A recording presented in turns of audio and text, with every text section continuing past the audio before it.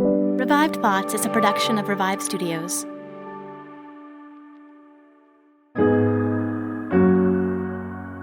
This is Troy and Joel, and you are listening to Revive Thoughts.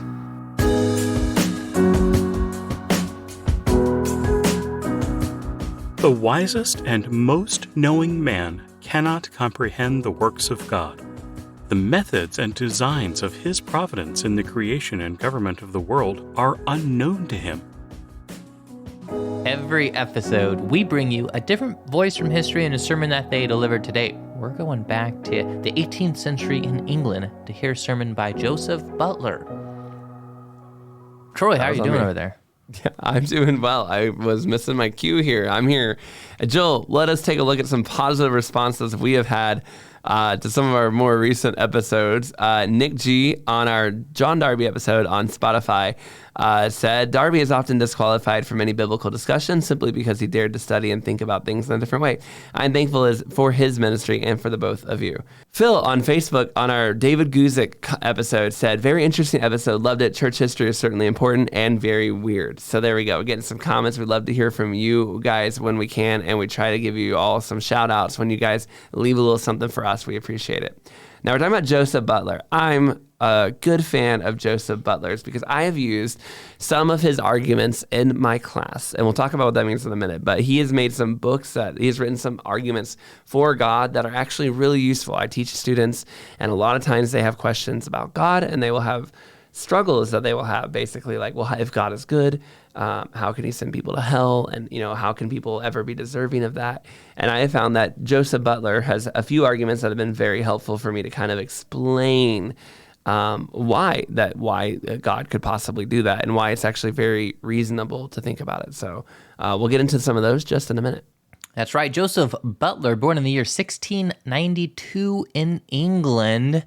His parents were linen drapers, but they sent Butler from an early age off to the course of ministry. They wanted him to grow up as a man of the cloth. And so, being Presbyterians, they sent him to a school for dissenters, that is, people that were against the Church of England.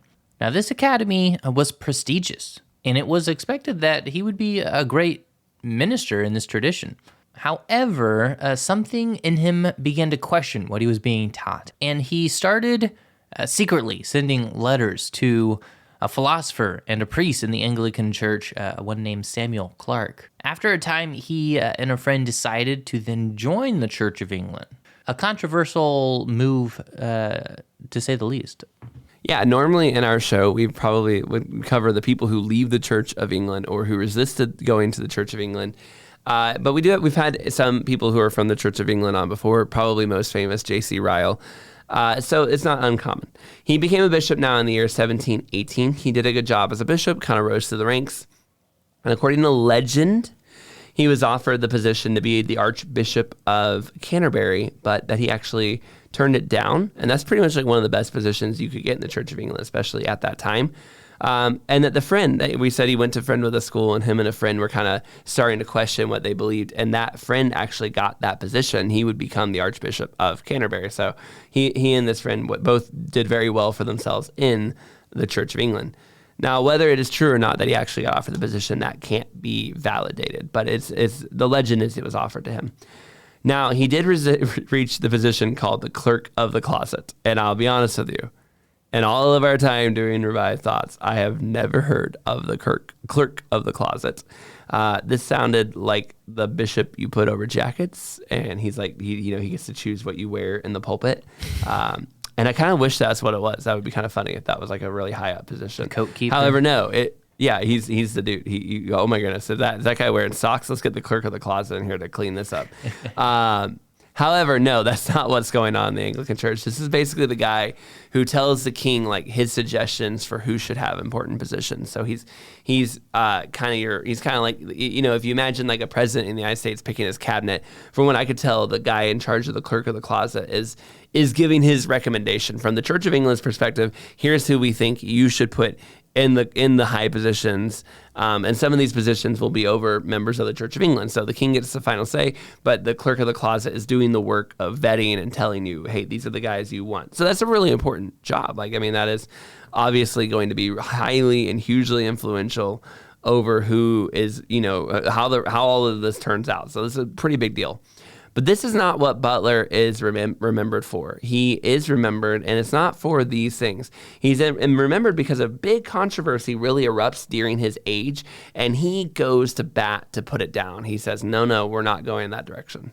Yeah, so during this age, the Church of England and really a lot of churches in the area were dealing with this debate, this controversy of what is called deism. A lot of churches in the area were leaning into it.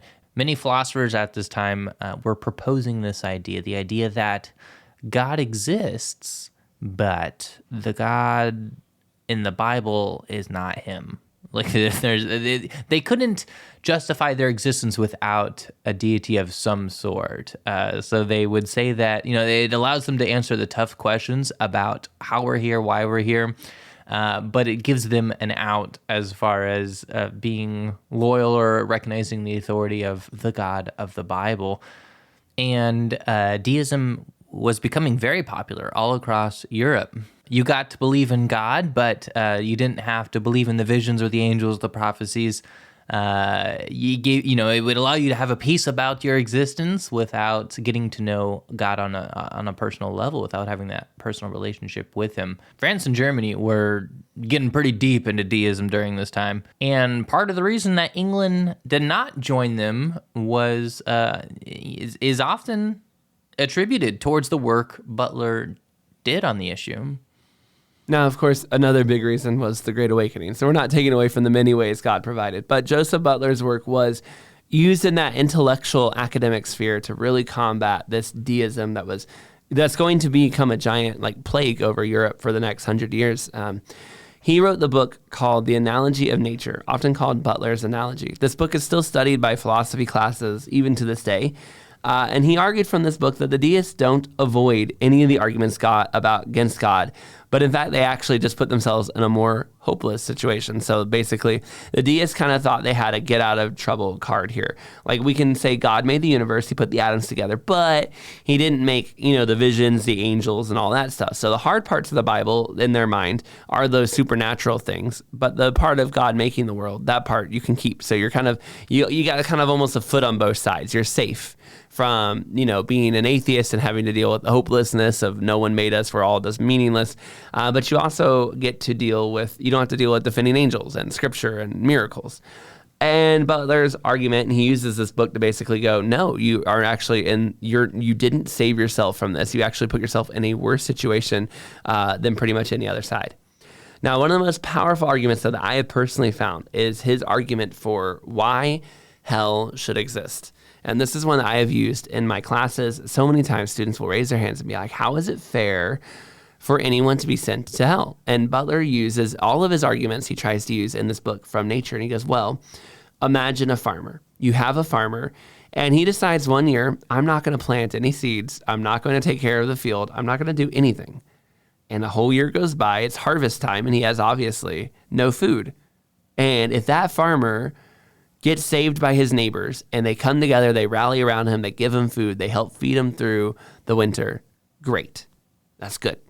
But if not, and this farmer who didn't do what he was supposed to do starves, is it unjustified? And when I use that, every student always goes, yeah, of course that makes sense. He should have probably, planted his field. And Butler basically says, yeah, and that's right. You have physical consequences for your physical actions, right? If you choose not to take care of your field, you cannot be surprised then when there's no food come harvest time. In the same way, there are spiritual consequences for spiritual actions. If you choose not to get right with God, if you do not make any effort to know the Lord of your Creator, you can't be surprised then if there's a spiritual consequence for that action. Just like the farmer who didn't plant his field, you did not do what you were supposed to do, and now you're reaping the consequence of your actions. And I have found that argument has been very effective at students just kind of just going, oh, that makes total sense. Okay, I get it.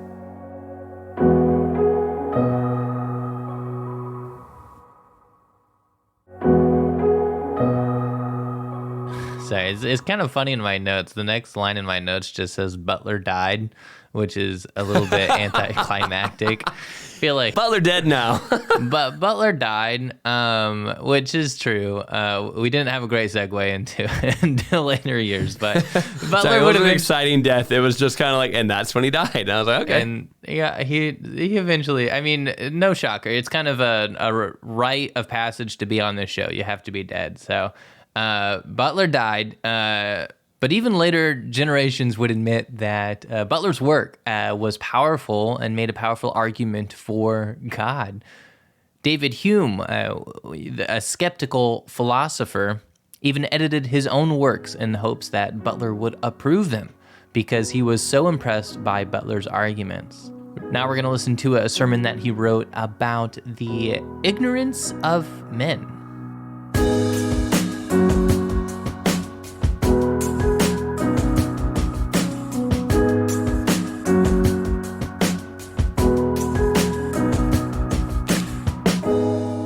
When I applied my mind to know wisdom and to observe the labor that is done on earth, people getting no sleep day or night, then I saw all that God has done. No one can comprehend what goes on under the sun. Despite all their efforts to search it out, no one can discover its meaning. Even if the wise claim they know, they cannot truly comprehend it. Ecclesiastes chapter 8, verses 16 and 17. The writings of Solomon are reflections upon human nature and human life. However, upon this careful review, he expresses great ignorance of the works of God and the method of his providence in the government of the world. Great work and weariness in the search and observation he had put into this project, and great disappointment, pain, and even frustration of his thoughts were the reward for his searching out the appearances of things. He wrote extensively on what was happening upon this earth. This whole review and inspection, and the result of it, brought sorrow, perplexity, and a sense of his own necessary ignorance to him and the reader. But despite all of his ignorance and dissatisfaction, there is something on which he assuredly rests and depends. Here is the conclusion of the whole matter, and the only concern of man. Let us look at 2 points. 1. The assertion of the text, the ignorance of man, that the wisest and most knowing cannot comprehend the ways and works of God. And then, 2. What are the proper consequences of this observation of the knowledge of our own ignorance and the reflections which it leads us to? 1. The wisest and most knowing man cannot comprehend the works of God. The methods and designs of his providence in the creation and government of the world are unknown to him. Creation is absolutely and entirely out of our depth. It is beyond the depths of our deepest studies. And yet, it is as certain that God made the world as it is certain that effects must have a cause.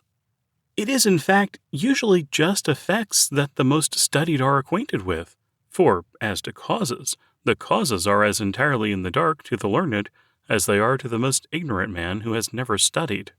What are the laws by which matter acts upon matter but certain effects, which some, having been observed to be frequently repeated, have now been reduced to general rules?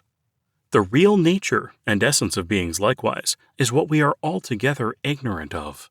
All these things are so entirely out of our reach that we have not even the slightest glimpse of them, and we know little more about ourselves than we do of the world around us. How were we made? How is our being continued and preserved? What are the abilities and limits of our minds? I am fearfully and wonderfully made. Marvelous are your works, and that my soul knows right well. Our own nature and the objects we are surrounded with serve to raise our curiosity, but we are quite out of a condition of being able to perfectly explain it. Every secret which is learned, every discovery which is made, every new effect which is brought into view serves to convince us of a numberless more which still remains hidden, and which we had before no awareness of. And even if we were acquainted with the whole of creation, in the same way and as thoroughly as we are with any single object in it, what would all this natural knowledge amount to? It would have to be a low curiosity indeed which such superficial knowledge could satisfy. On the contrary, would it not serve to convince us of our ignorance still, and to raise our desire of knowing the deeper nature of things themselves. We would know all of this information, and we would still need to know the author of it. After all, what is the reason for all of this? This surely should convince us that we are much less competent judges of the very small part which comes under our notice in the world than we often imagine ourselves to be. No heart can think upon these things worthily, and who is able to conceive his way? It is a storm which no man can see, for the most part of his works are hidden. Who can declare the works of his justice? For his covenant is far away, and the trial of all things is in the end.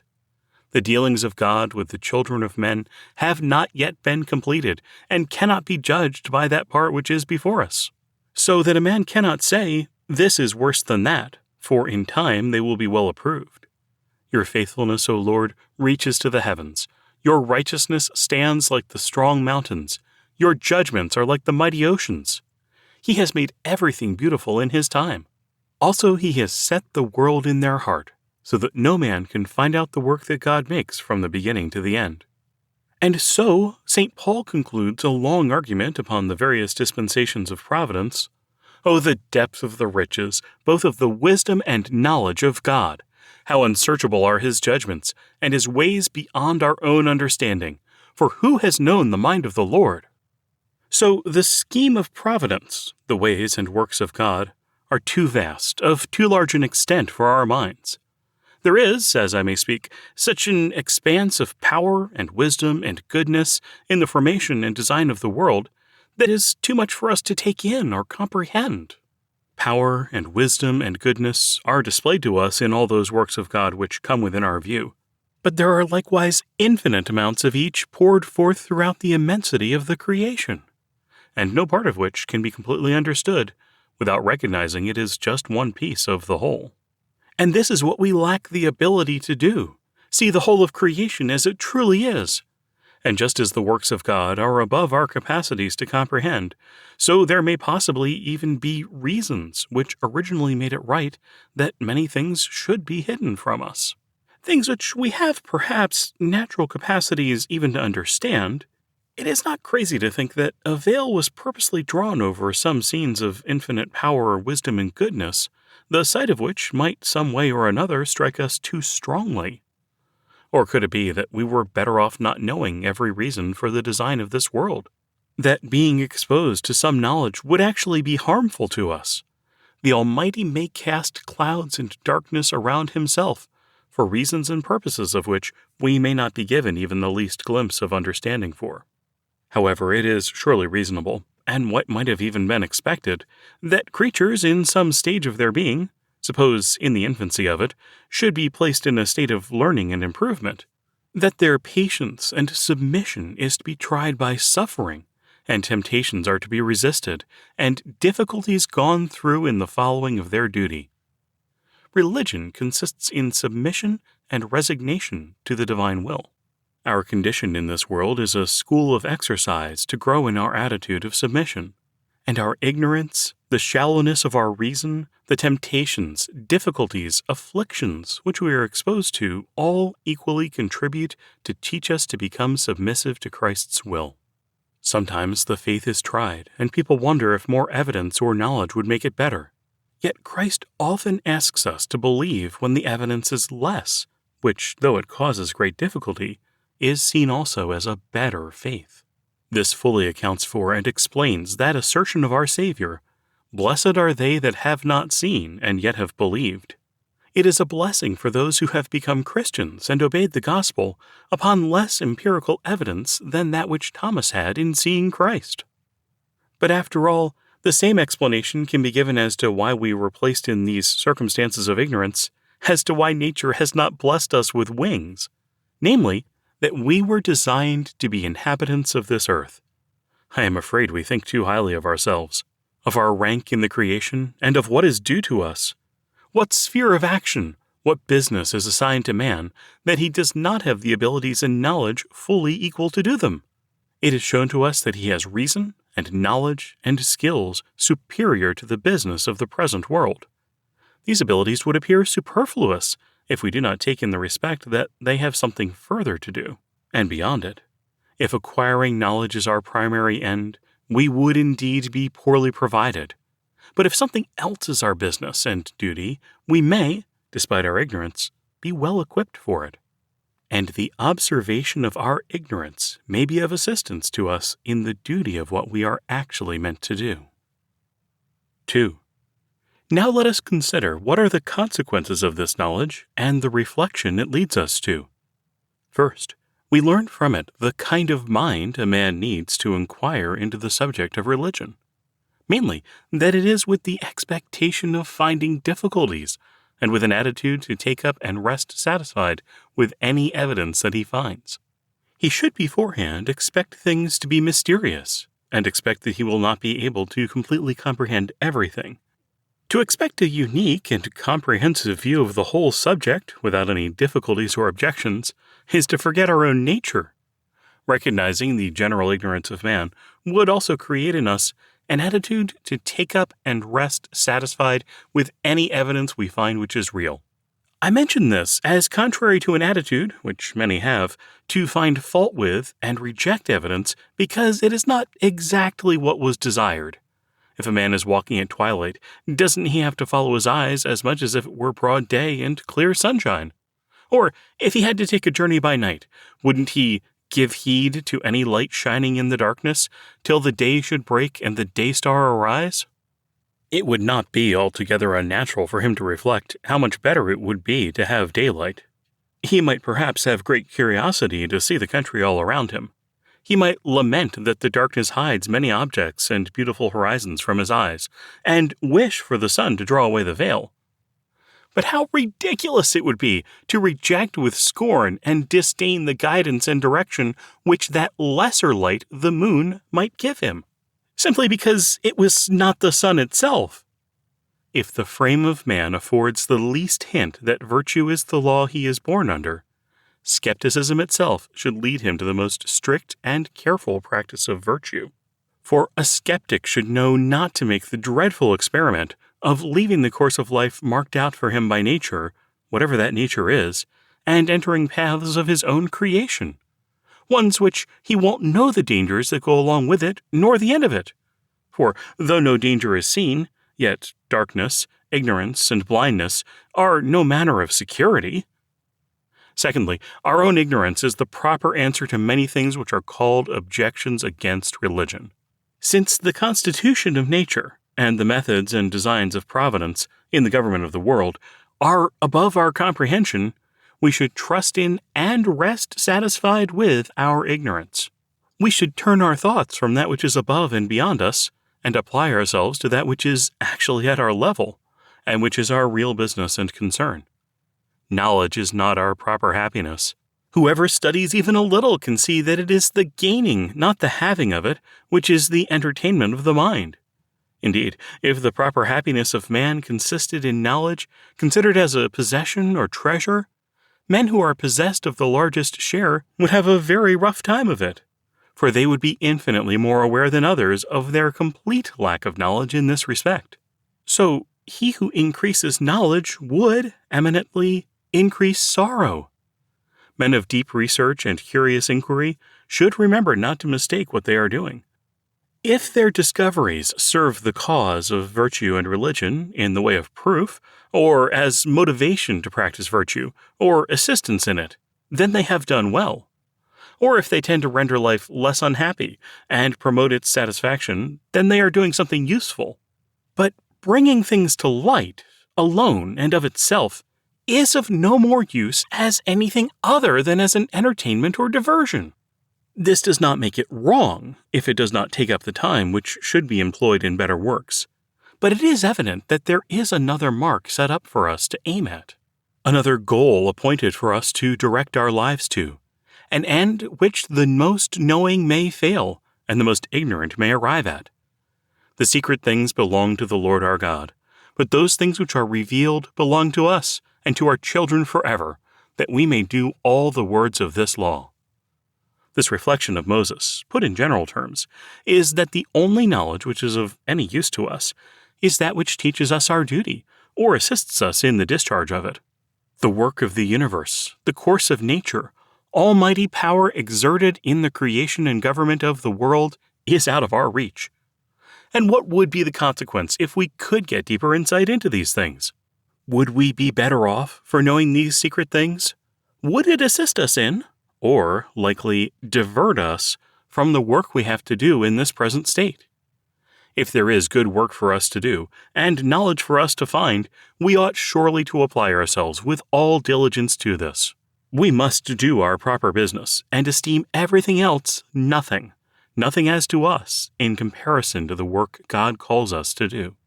In this way, Job, speaking on natural knowledge, how much it is above us, and of wisdom in general, says, God understands the way of it, and he knows the place. And for man he said, Behold the fear of the Lord, that is wisdom, and to depart from evil is understanding. Other types of creatures may perhaps be led into the secret counsels of heaven, and have the designs and methods of providence in the creation and government of the world communicated to them. But this does not belong to our rank or condition. The fear of the Lord, and to depart from evil, is the only wisdom which man should aspire after as his work and business. The same is said, and with the same connection and context, in the conclusion of the book of Ecclesiastes. Our ignorance, and the little we can know of higher things, gives us reason why we should not perplex ourselves about them. But this in no way invalidates that which is the conclusion of the whole matter. Fear God and keep his commandments, for this is the whole concern of man. So that Socrates was not the first who endeavored to draw men off from laboring after and laying stress upon other knowledge in comparison of that which related to morals. Our province is virtue and religion, life and manners, the science of improving the temper and making the heart better. This is the field assigned for us to cultivate. How much it has lain neglected is actually astonishing. Virtue is demonstrably the happiness of man.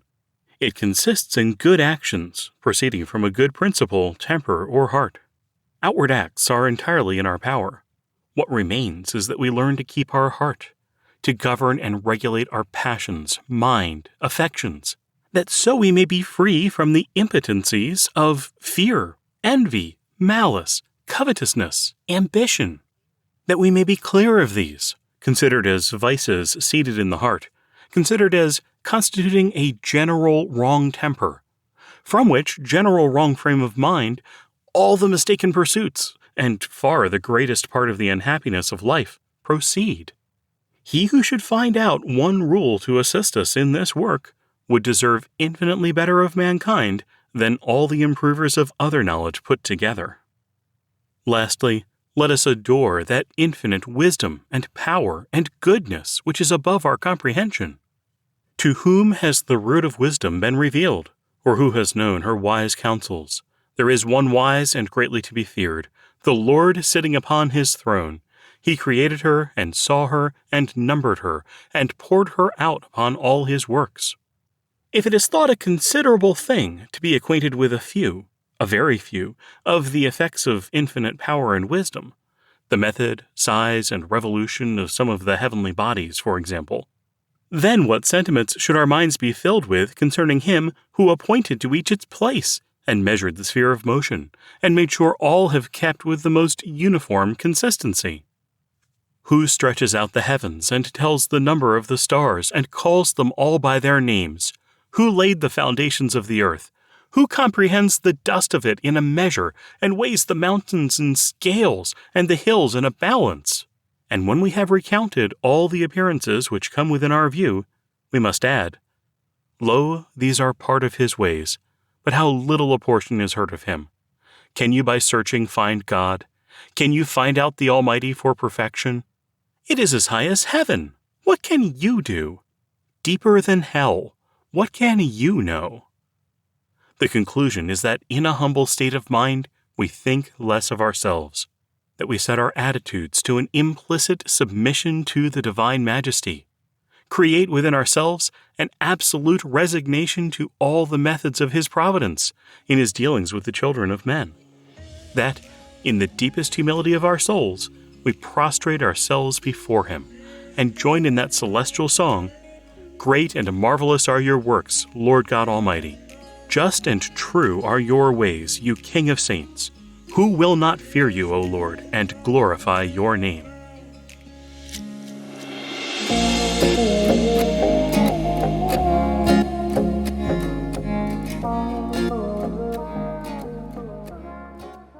Okay, so one thing that I really enjoyed about this sermon, and it's not just this sermon, it's actually been kind of coming up, it's a recurring theme lately, and just different sermons and things we worked with this year.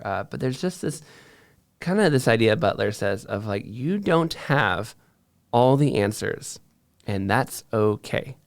Like human, you have just enough to do what you need to do. You don't need to know everything else. And this comes up in another sermon, really in a big way, that we will have coming out here soon, I hope. But it's just this idea that Butler almost flips it on its head. We have so many people who are always exploring and asking questions, and so many people who are, why doesn't God do this? And we spend a lot of time talking heavy theology and lofty ideas. And Butler kind of flips it on its head, and he's like, you have more information than you need, because quite frankly, what you should be doing with your life is loving people and helping them. It's like, maybe if you spent a little less time trying to read and figure out existentialist questions and questions that can't be answered, that God didn't want you to answer even, and spent more time loving your neighbor and doing what you actually are supposed to do. And it just kind of, I don't know, just that really hit me with like, this is so true. This is a real thing where I'll come to God when I have all the answers and I need to know all these things. And the truth is, we actually already have a lot we're supposed to be doing. There are a lot of us who are collecting information and learning more, but we should be doing the things we're supposed to do. Our collecting of information and trying to get the answers to all of our questions, is that getting in the way of the simple task of just loving our neighbor? Because don't most of us know somebody who could use a loving, helpful hand? And if you don't, then that's where you should start, getting to know somebody, so that you can find people who need a loving, helpful hand to show that love of Christ to them. And yet, so many times we are chasing answers to philosophical or theological questions. And I know many people who have spent hours looking up these obscure questions, but they forget to show that love to others. And Butler really just challenges us, and it's like, maybe the reason you're ignorant is because you're supposed to be. And that way, you were never supposed to know the answers to all these questions. Not that it's wrong to search, but if that search is getting in the way of other tasks you were already called to do, then yeah, you're in the wrong. And I think that just, I don't know, this idea that we are not created to know everything. In fact, Butler even says, maybe God didn't tell you everything, and maybe he's protecting you. Maybe the reason you don't know the answers to everything is he's trying to keep you from knowing things on purpose. And would you be okay with that if it's true? It's a really interesting way to look at it. It's not the only sermon we have that kind of is pushing this idea. And it's just something I've noticed as a reoccurring theme in studies and different things of just like, man, we need to be okay with not having all the answers, and letting God have all the answers, and just being content with what we do have, and not always constantly going, but God, I need to know what you think on this. And maybe just going, no, I need to do the things that God has already called me to do without looking up every obscure thing.